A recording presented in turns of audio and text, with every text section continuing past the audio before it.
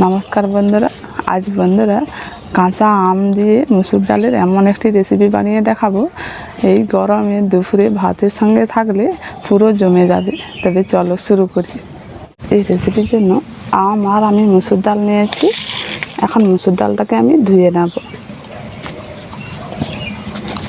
মুসুর ডালটা ধোয়ার জন্য আলাদা পাত্রের মধ্যে নিয়ে নিচ্ছি।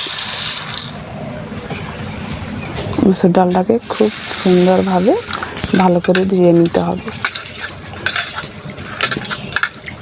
যাতে এই জলের মধ্যে এই যে সাদা ভাবটা চলে যায়, সেই রকমভাবে ধুয়ে নিতে হবে। পরিষ্কার করে ধুয়ে নিয়েছি।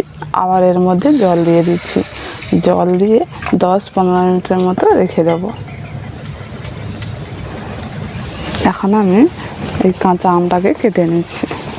প্রথমে কাঁচা আমের খোসাটা ছাড়িয়ে নিচ্ছি। এই দুটো কাঁচা আম দিলে একটু বেশি টক হয়ে যাবে।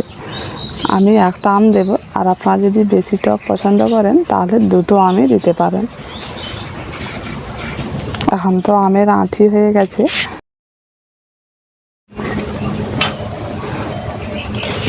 এই রকম সরু সরু লম্বা লম্বা করে কেটে নিচ্ছি।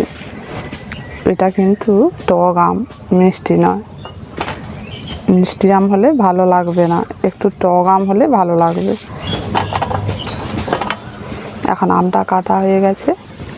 এখন 15 মিনিটের মতো হয়ে গেছে। এবার ডালটাকে সেদ্ধ করে নেব। এখন কড়াটা বসিয়ে দিচ্ছি। কড়ার মধ্যে এখন জল দিয়ে দিচ্ছি। ডালটাকে ভালো করে ছেঁকে ওর মধ্যে দিয়ে দিচ্ছি।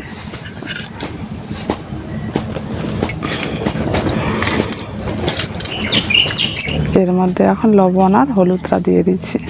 হলুদ গুঁড়ো 1/2 চামচের মতো দিয়ে দিচ্ছি, আর পরিমাণ মতো লবণটা দিয়ে দিচ্ছি।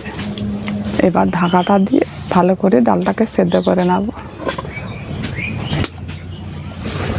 এখন ডালটা সেদ্ধ হয়ে গেছে। খুব সুন্দরভাবে ডালটা গলে গেছে একেবারে। এটা কিন্তু 5 মিনিট ধরে ডালটাকে সেদ্ধ করে নিয়েছি। এবার নামিয়ে নিচ্ছি। এবার কড়ার মধ্যে সরষের তেল দিয়ে দিচ্ছি। এখন তেলটা একটু হালকা গরম হয়ে গেছে। ওর মধ্যে একটি শুকনো লঙ্কা হাফ করে দিয়ে দিচ্ছি, আর একটি কাঁচা লঙ্কা হাফ করে দিয়ে দিচ্ছি। অল্প করে গোটা জিরে দিয়ে দিচ্ছি। এখন ফোড়নটা ভাজা হয়ে গেছে, খুব সুন্দর একটা গন্ধ উঠছে। এবার কেটে রাখা আমটা দিয়ে দিচ্ছি।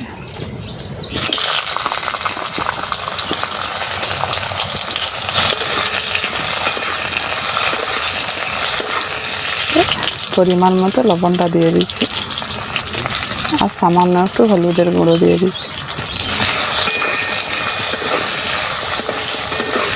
এভাবে করে আম দিয়ে মুসুর ডাল অবশ্যই কিন্তু একবার বানিয়ে দেখবেন। এখন তো প্রচুর গরম, এই গরমের সময় এই রেসিপিটা কিন্তু খুব ভালো লাগে। আমটাকে একটু ভেজে নিয়েছি। আমটা ভাজতে ভাজতে এখন আমটা কিন্তু সেদ্ধ হয়ে গেছে দেখুন। এবার এর মধ্যে ডালটা দিয়ে দিচ্ছি। ডালটা একটু বেশি ঘন হয়ে গেছে, অল্প করে একটু জল দিয়ে দিচ্ছি। নাড়াচাড়া করে ভালো করে মিশিয়ে নিচ্ছি। হালকা আঁচে মিনিট খানিকের মতো ফুটিয়ে নেব।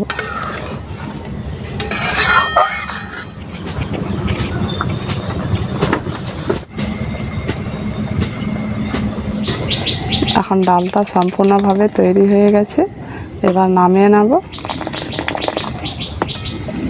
যে এই ডালটা খাবে বারবার চেয়ে খাবে, খুব ভালো লাগে। এটা আম ডালও বলতে পারেন, কিংবা টক ডালও বলতে পারেন।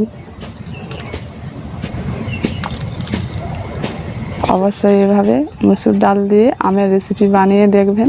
কেমন লেগেছে কমেন্ট করে জানাবেন। আজকের মতো এখানেই শেষ করছি।